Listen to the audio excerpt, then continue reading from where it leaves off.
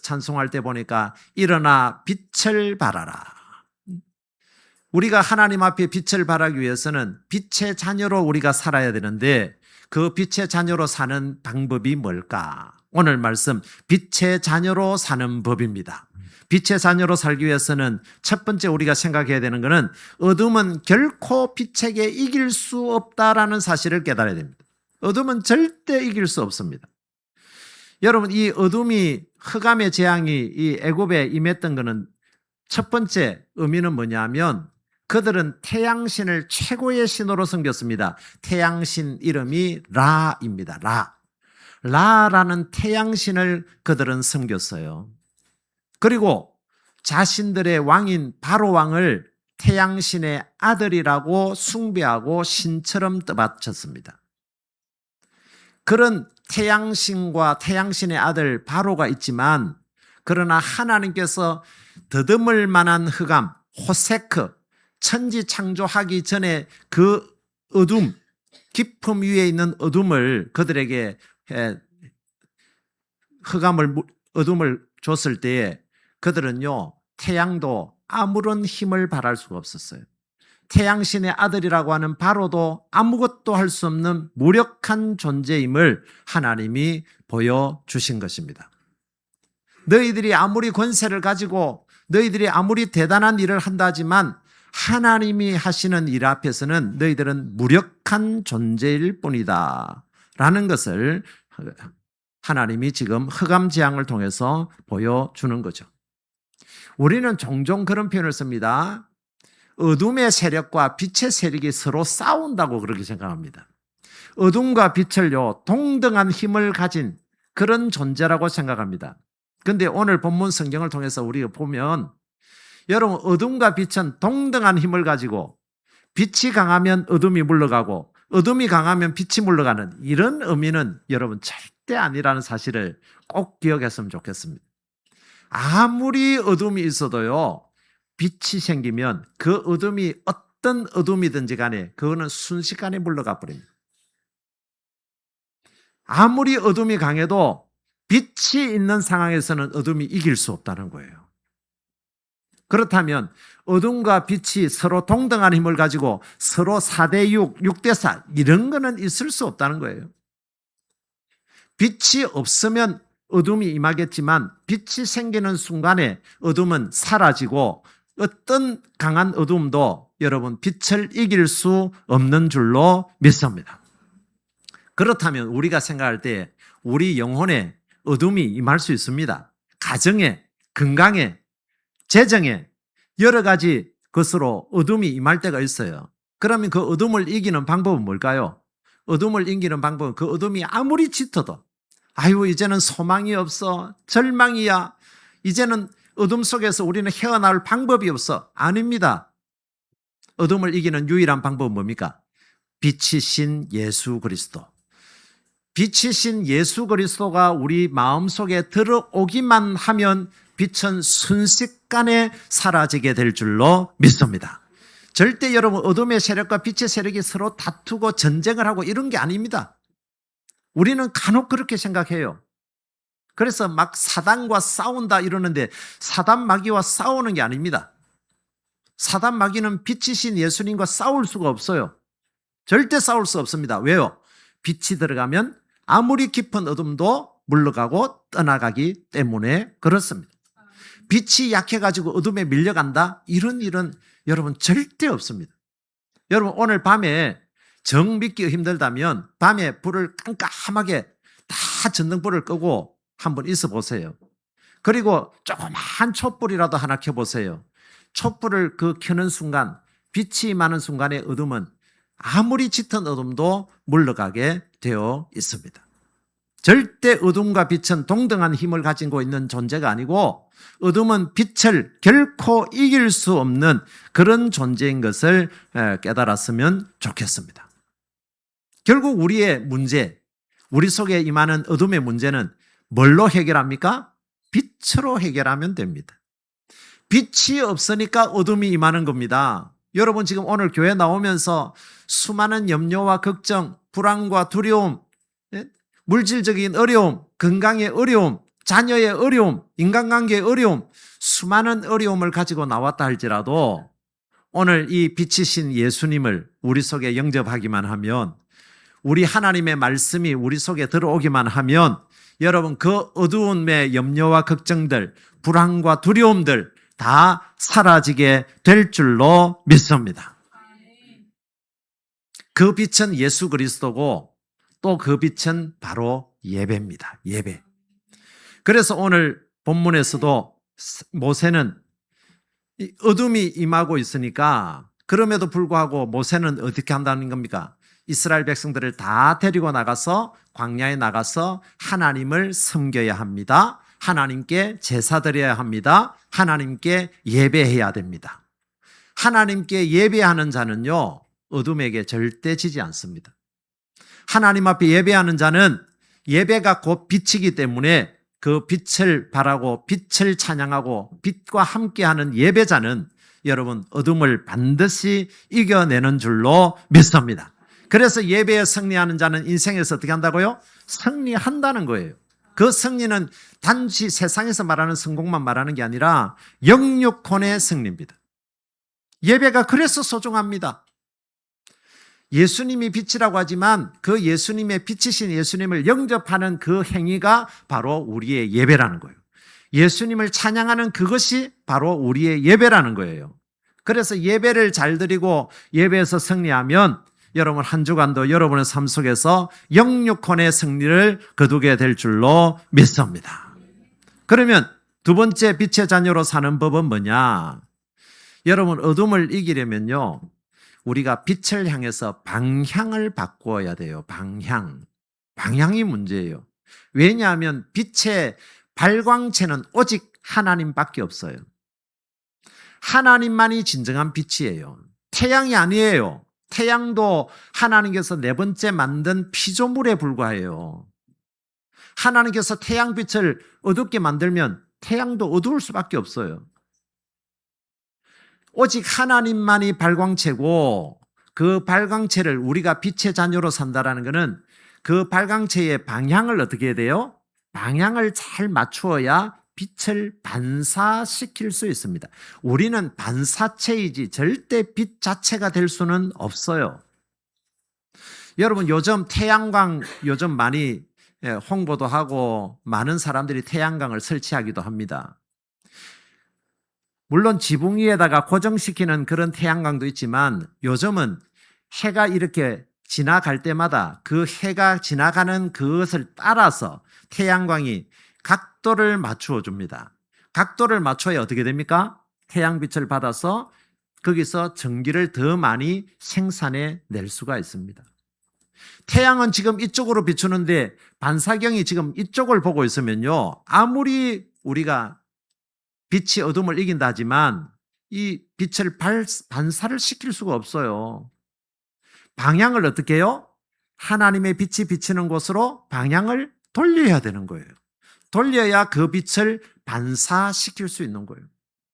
너희는 세상의 빛이고 소금이다라고 할 때에 우리 자체가 빛이 될 수 없어요. 하나님의 빛을 반사시키는 반사체로서의 빛, 그 빛의 삶을 살아야 되는데 그러기 위해서는 반드시 우리의 방향을 바꿔야 돼요. 방향. 이 바로가 그 방향을요 바꾸지 못하도록 바로는 우리에게 지금 타협을 요구하고 우리에게 뭔가를 자꾸 요구합니다.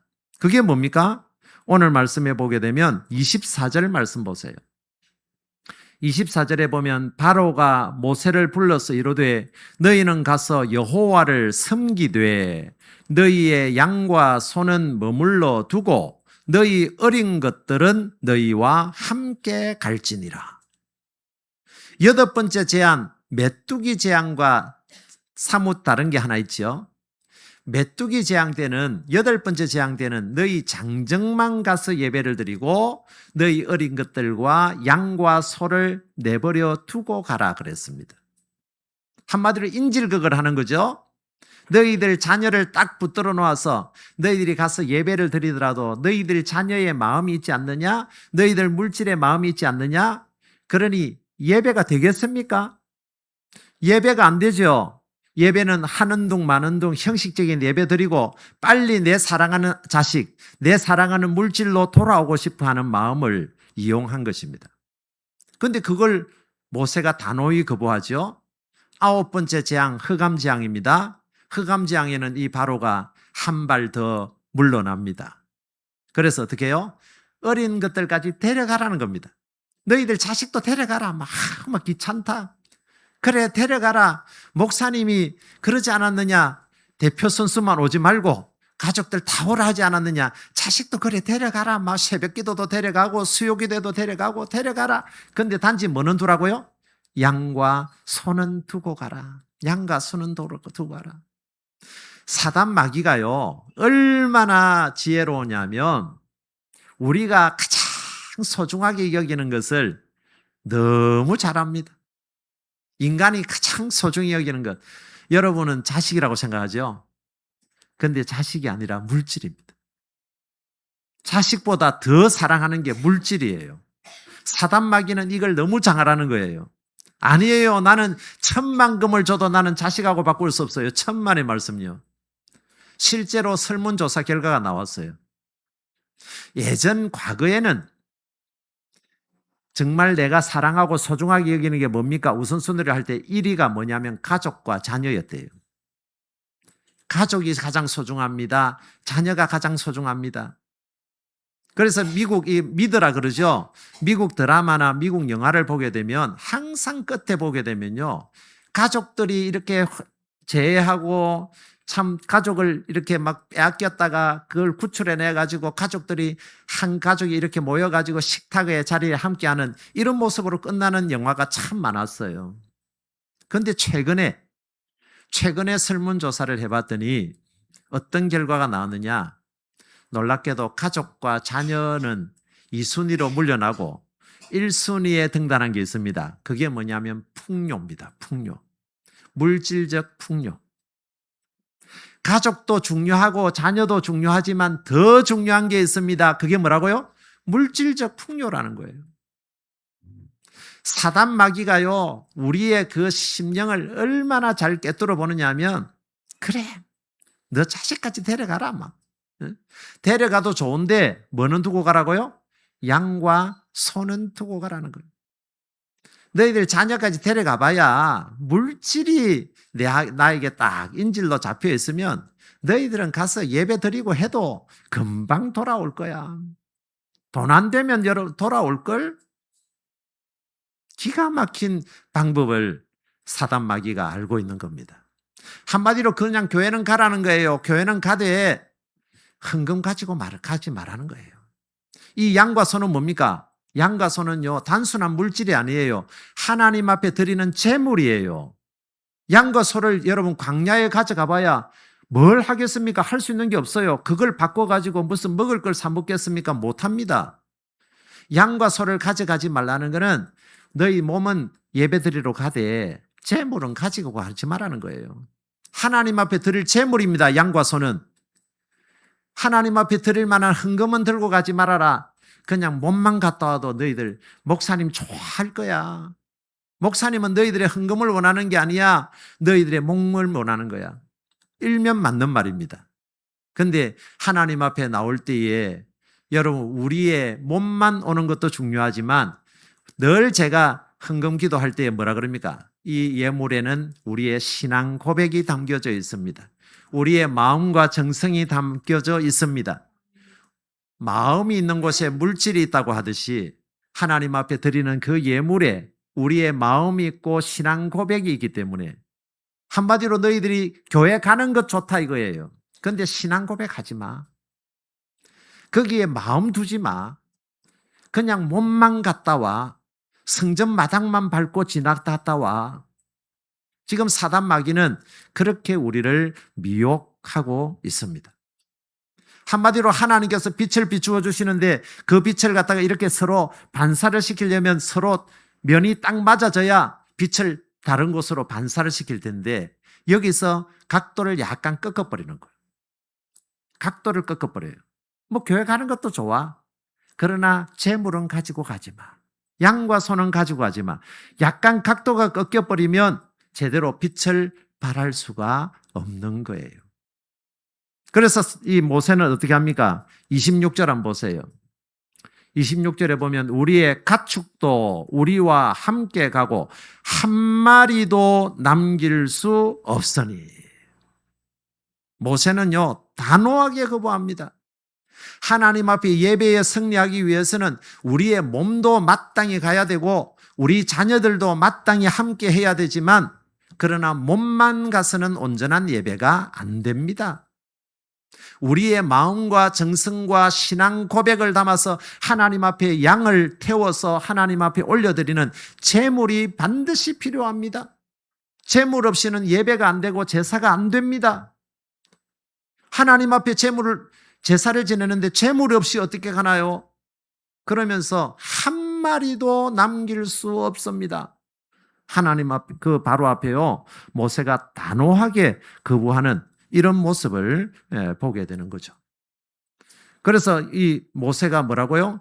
26절에 보면 우리가 그 중에서 가져다가 우리 하나님 여호와를 뭐 할 것이라고요? 섬길 것이며. 이 섬기다라는 히브리어가 아바드인데 이 아바드가 섬기다, 예배하다, 제사하다 이런 뜻입니다. 이 아바드는요, 그냥 종교적 의식을 말하는 게 아니에요.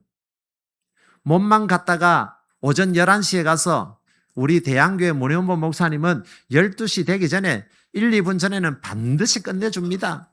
1시간만 그냥 앉아있다가 오면 됩니다. 아닙니다. 이 아바드라는 이 섬기다 하는 거는요, 어떤 의미냐면 종교적 의식을 다하는 것이 아니라 종이 되어서 주인의 소유가 되는 것입니다. 종이 되어서 주인의 소유가 되는 거예요. 나의 생명도, 나의 자녀도, 나의 물질도 모든 것이 하나님 주인 것입니다. 여러분, 종은요, 자기 소유가 없어요. 미안하지만. 우리는 늘 하나님의 종이라 그러고 하나님은 나의 주인이라 그러는데도 우리는 내 것은 내 것이라고 그래요. 내 것을 내 것이라 그래요. 여러분, 종이 자기 소유가 없습니다. 종의 것은 모두가 다 주인의 것이에요. 예를 들면 종이 종으로 와서 그 주인 집에 있으면서 자녀를 낳았습니다. 그 자녀는 자기 자녀입니까? 주인의 자녀입니까? 주인의 것이에요. 자기가 낳았지만 자기 것이 아니에요. 주인의 소유입니다. 그래서 많은 사람들은 내가 낳은 자식을 사랑하는 마음에서 종이 뭐 하냐면 나는 평생의 주인의 종이 되겠습니다. 그런 의미로 구약에 보면 귀를 뚫는데요. 귀를 뚫어서 나는 이제 영원한 주인의 종입니다. 그래야 내 자식이 내가 사랑하는 자식을 내가 지금 키울 수 있습니다.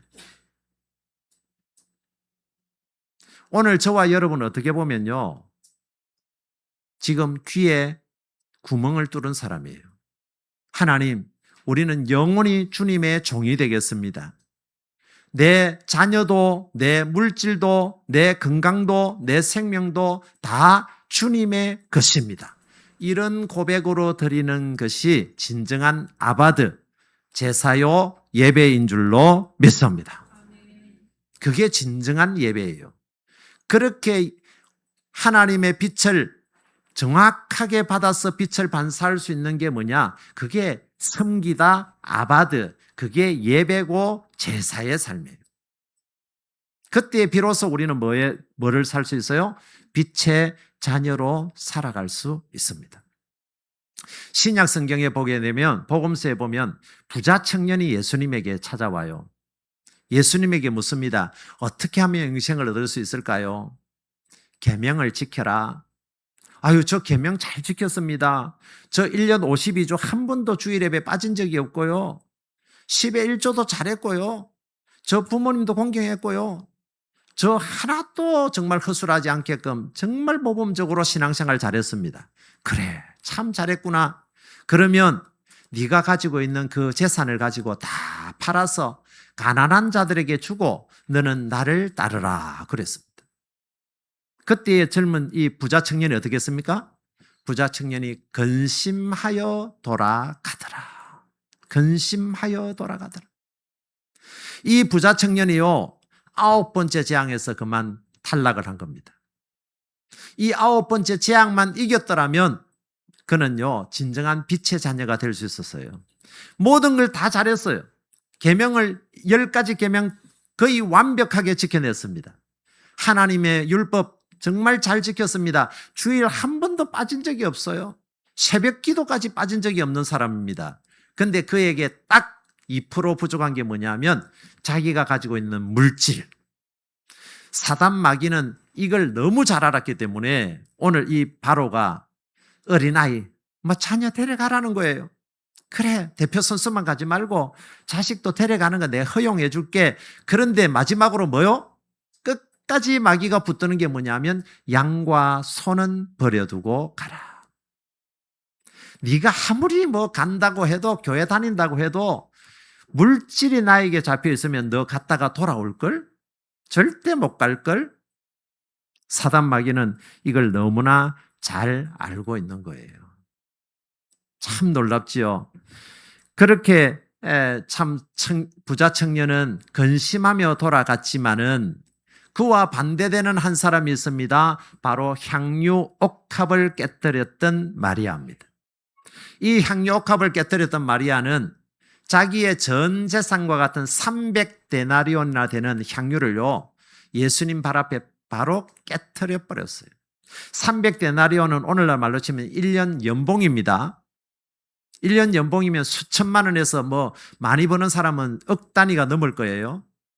근데 그걸 과감하게 깨뜨려서 예수님의 발 앞에 뿌렸습니다.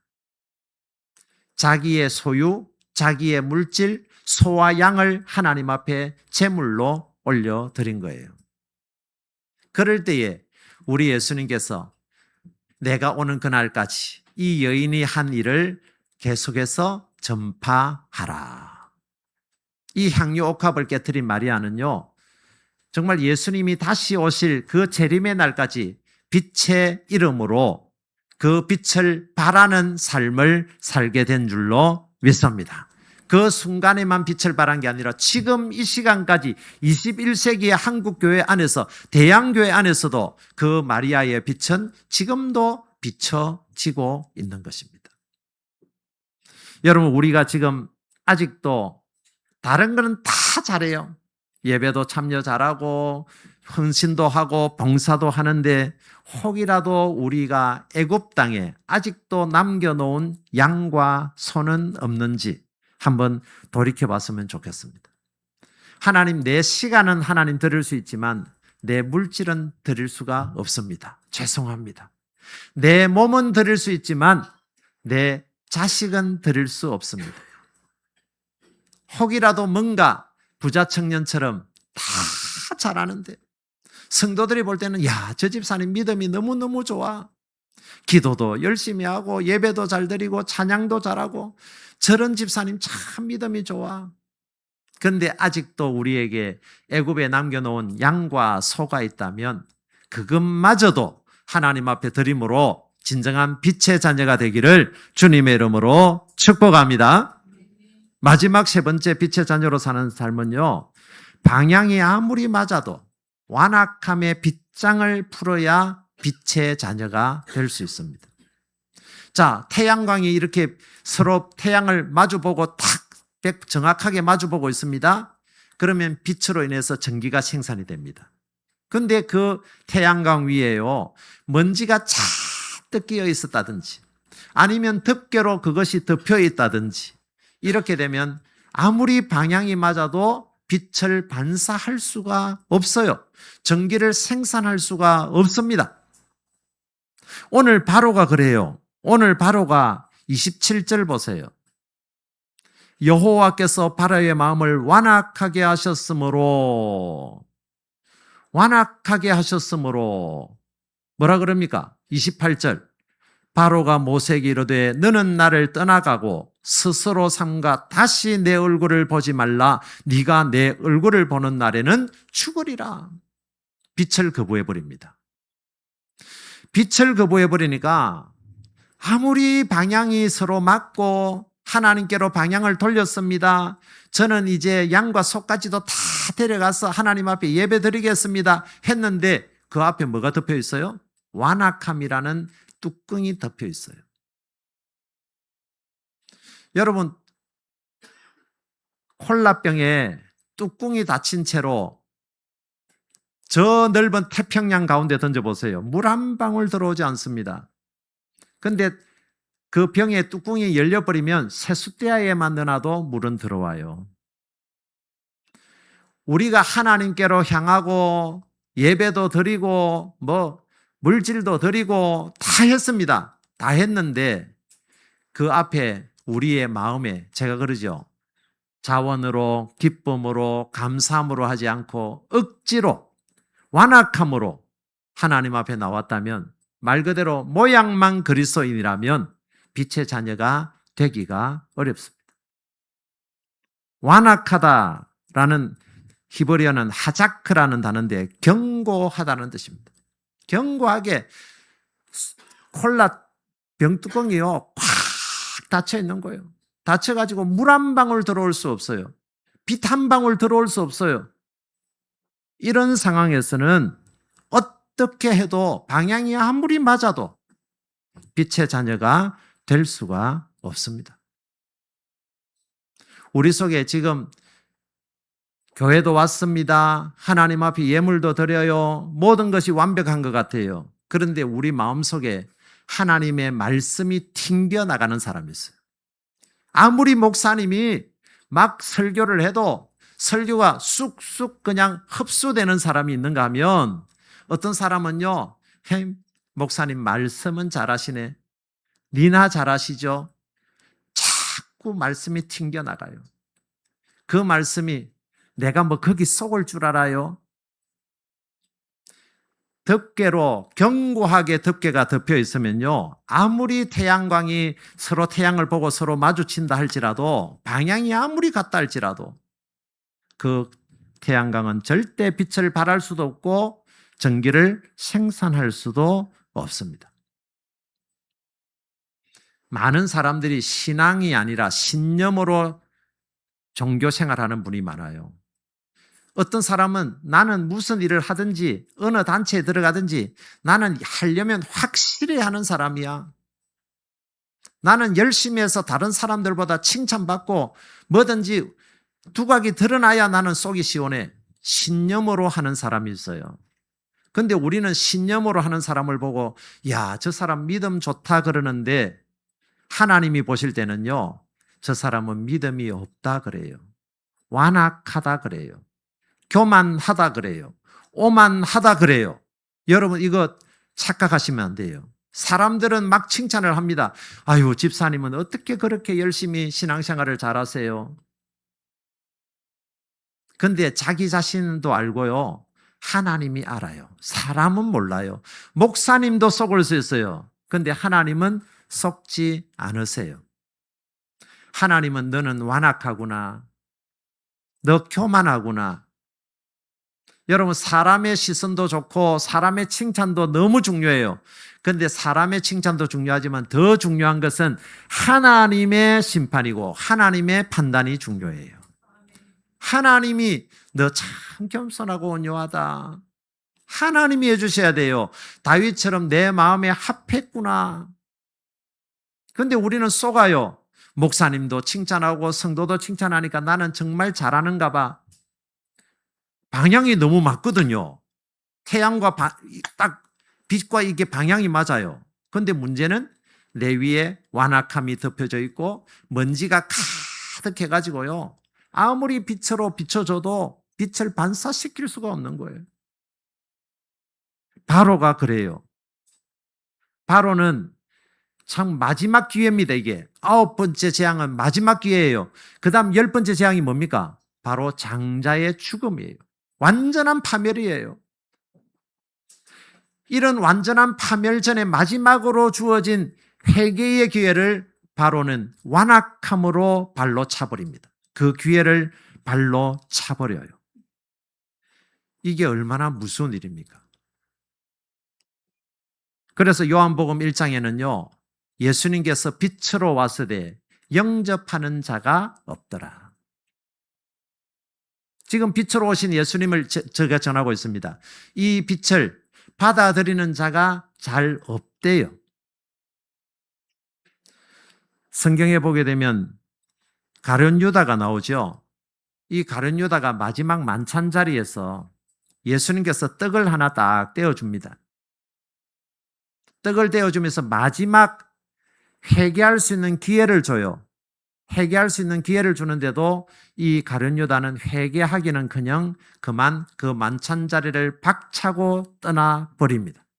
떠나버릴 때에 성경은 뭐라고 기록하고 있느냐? 요한복음 13장 30절. 유다가 그 조각을 받고 곧 나가니 밤이 이르라. 곧 나가니 뭐라고요? 밤이 이르라. 빛이신 예수님과 함께 있으면 빛의 자녀가 되고 빛을 발하게 되고 빛의 사람으로 살아갈 텐데 예수님께서 마지막 기회를 주신 거예요. 마지막 회개할 수 있는 기회를 줬는데도 불구하고 가룟 유다는 그 조각, 떡 조각을 받고 곧 나가니 밤이 이르라. 어둠 속으로 들어가 버렸어요. 그걸 또 사도행전에서는 뭐라 하냐면 자기의 길로 갔더라. 어둠은 어둠의 길로 가게 돼 있습니다. 빛은 빛의 길로 가게 돼 있어요. 가룟 유다는 자기의 길로 갔는데 그 자기의 길이 어느 길이에요? 어둠의 길이에요. 어둠의 길로 그냥 들어가 버린 거예요. 스스로 자멸하게 되는 거예요. 그와 반대로 사울은 다메섹으로 가는 도중에 예수 믿는 사람을 잡아다가 가두고 죽이는 일에 앞장섰던 이 사울이 그 자기의 신념을 다하기 위해서 다메섹으로 가는 도중에 하늘에서 빛이 쫙 비치게 돼요. 그 빛 앞에서 이 사울이 꼬꾸라집니다. 꼬꾸라지고 자기를 어둡게 만들었던 그 눈의 비늘 같은 것들이 다 벗겨져요. 이 비늘이 뭘까요? 이게 바로의 완악함이에요. 완악함. 여태까지요. 얼마나 자기가 똑똑하고 나처럼 공부 잘한 사람 어디 있느냐, 나 같은 대단한 사람이 어디 있느냐, 자기 신념, 자기 어떤 비늘이 앞을 콱 막아서 영적 어둠 속에서 살았어요. 그런데 하나님의 빛이 딱 비치니까 그 비늘이 벗겨져 버린 거예요. 그 빛을 받아들임과 동시에 이 사울이 바울이 되어집니다. 빛의 사도가 되어져요. 여러분, 가룟 유다와 사울은요, 가룟 유다는 예수님의 제자로 3년 동안이나 함께 살았던 사람이에요. 빛과 3년 동안 함께 했지만 그는 어둠의 길로 가버렸어요. 그런데 사울은 자신의 신념으로 어둠 속에서 살았어요. 비늘 같은 게 눈에 앞에 가려 있었어요. 그런데 하나님의 빛이 비치자 그 비늘이 떨어져 버리고 빛의 자녀로 살게 된 겁니다. 지혜로운 사람과 어리석은 사람의 차이가 그거예요. 내가 가지고 있는 신념이 있어요. 내가 가지고 있는 아무리 강한 신념도 그와 상충되는 일들이 계속해서 반복되어 일어날 때에 그게 바로 9가지 재앙입니다. 9가지 재앙이 반복적으로 일어날 때에 지혜로운 사람은 자기의 신념을 내려놔요.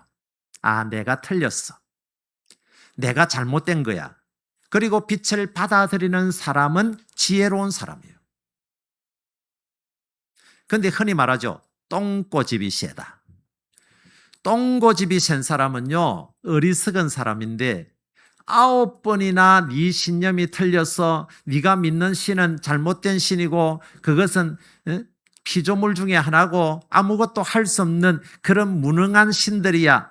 이걸 1번, 2번, 3번, 4번, 5번, 6번, 7번, 8번, 9번째 너희들은 태양신을 너희들의 최고의 신으로 섬기고 바로를 태양신의 아들로 섬기지만 봐, 흑암이 더듬을 만한 흑암이 오니 아무것도 그들은 할 수 있는 게 없어.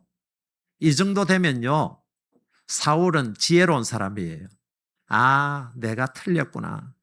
내가 여태까지 공부하고 내가 생각했던 그것들, 내 신념이 잘못됐구나 하고 포기를 하고 내려놓으면 여러분, 그는 어둠의 자녀에서 빛의 자녀로 거듭나게 됩니다. 그걸 우리는 성경에서 자기 부인이라 그래요.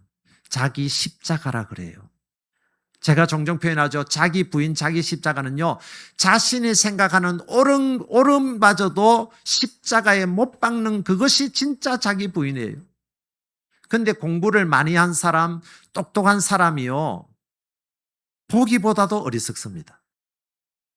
자기가 가지고 있는 지식이 최고인 줄 알고요, 하나님 말씀에 아멘 안 해요. 하나님 말씀이 들려줘도 한 귀로 듣고 한 귀로 흘려요. 자기가 여태까지 책을 읽고 공부한 것이 더 낫다고 생각해요. 정말 어리석은 사람이에요. 그러나 바울은 자기가 그렇게 공부를 많이 하고 똑똑하지만 자신이 생각한 게 틀렸다고 생각하고 그것을 자기 부인하고 자기 십자가를 지고 자기의 옳음마저도 십자가에 못 박을 때에 바울은 위대한 빛의 사도가 될 수 있었습니다. 오늘 말씀을 요약합니다.